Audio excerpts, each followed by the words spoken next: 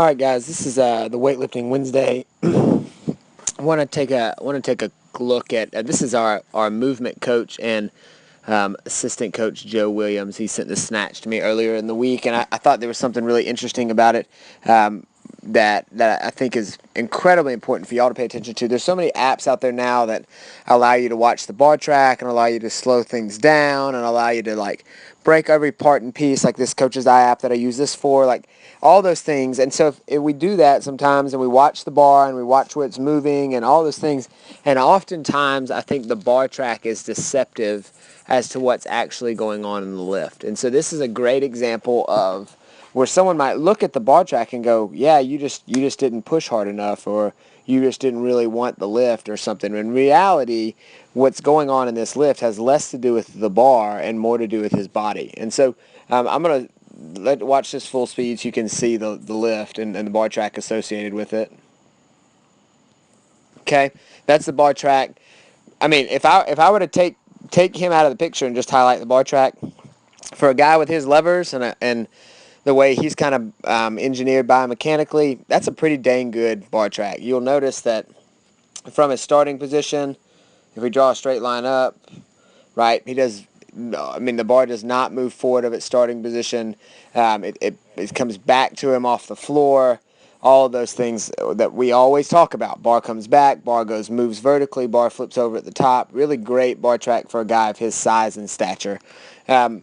So why does he miss it, right? Like, why does the bar go out front? And I think the answer is found less in the bar and more in his body. So you'll see, because here's the crazy thing is, really up to his hips, everything's really good. Things that I would normally criticize Joe for doing, he does really well. So look, there's the knee. That's a consistent back angle. Really good leg drive off the floor. I mean, no mess up there. Bar comes back. Wait, look at his hang position here. Right? Weights in the heel, shoulders over the bar, back is nice and tight. Like everything's good here. Bar, and then look at his power position right there. Right? Shoulders are even with the bar. Feet are flat. Weights in the middle of the foot. All of the things that I always am constantly harping on are perfect. So everything up to this point is great. And so the bar track's coming. I mean, when I watched this first video, I was like, man, this is a great snatch. And so even still, the bar, it goes out a little bit, but not a lot. It goes out a normal amount that you would normally see in a regular snatch of a great lifter. So why does he move so far back? So that's the issue, is right. Look at his feet, right? I'm going to draw some different colors here. Here's a red line to show where his foot is right there, right? And here's his other foot. I'm going to get creative with where that line ends. Right?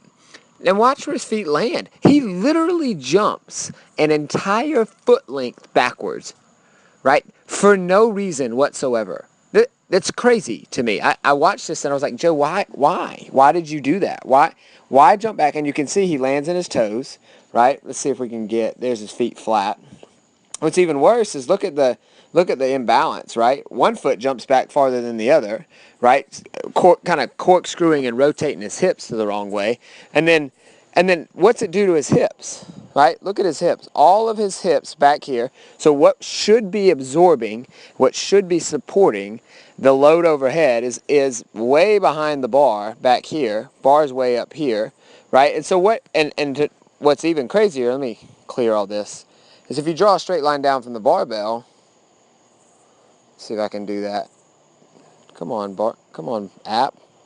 Speaking of apps not working, right? Draw a straight line down from the barbell. That barbell's in front. Like it's barely over his foot. So the gravity, or the center of gravity of the barbell, is literally in front of his base of support. So like he has no possible way to support the bar. There's no way he could hold this bar overhead even if he wanted to, right? Or even if he tried his hardest, even if he pushed as hard as he wanted to, even if he didn't quote unquote give up, which is what a lot of coaches would say to Joe, like, well, you just gave up on the lift, or the bar track was great, you just gave up on the lift. That's not true at all. He jumped back away from the bar for no reason whatsoever. The only thing that I can think about that might have caused it is right here at the very top. He gets extended, right? At this point, he should be pulling down. So there's a lack of what I would call like a lack of connection to the barbell. He just sort of pulls as hard as he can, dives downwards, and prays it lands in the right spot. Right here, you can see there's a lack of connection because he separates. Like, he separates from the bar and jumps backwards away from it. If he were to get to this extension point, which is a pretty good extension point, and he were to pull with his arms downwards, keeping the bar close, activating his lats, and pull straight down, and his feet were to go from right here to right here, he smokes this lift. And it's the easiest lift he's ever made in his life. He gets his whole foot down at once, lands in a balanced position, and stands up. Instead, he gets to this point and he disengages. He stops pulling on the bar, and his body floats backwards, right? And then he lands a foot, like a foot length, farther back than he needs to. So for those of you watching this, wondering sometimes, like, wow, my bar track was perfect. Why did I miss this lift? I want you to pay attention to two things. What's your body doing? Right? Is it moving away from a perfect bar track? And two, why is it doing that? Are you not staying connected in the turnover? Because more than likely, if everything's good up to the hips, just like it is with Joe here, and you still find yourself floating backwards, moving your center of gravity away from the center of gravity of the barbell, then there's something going on in the turnover that would push you away from the barbell. Or I guess float you away from the barbell. Stay connected. Never stop applying pressure to the bar. You're either pulling on the bar or you're pushing on the bar. There's never a moment in time where the bar is unimpacted by pressure from you. Always be applying pressure. Either pulling yourself underneath it, pulling the bar off the ground, pushing as it gets overhead. One way or the other, you're always applying pressure to the bar. When you stop, that's why this happens. You end up jumping backwards that much and floating yourself away from a really, really good pull.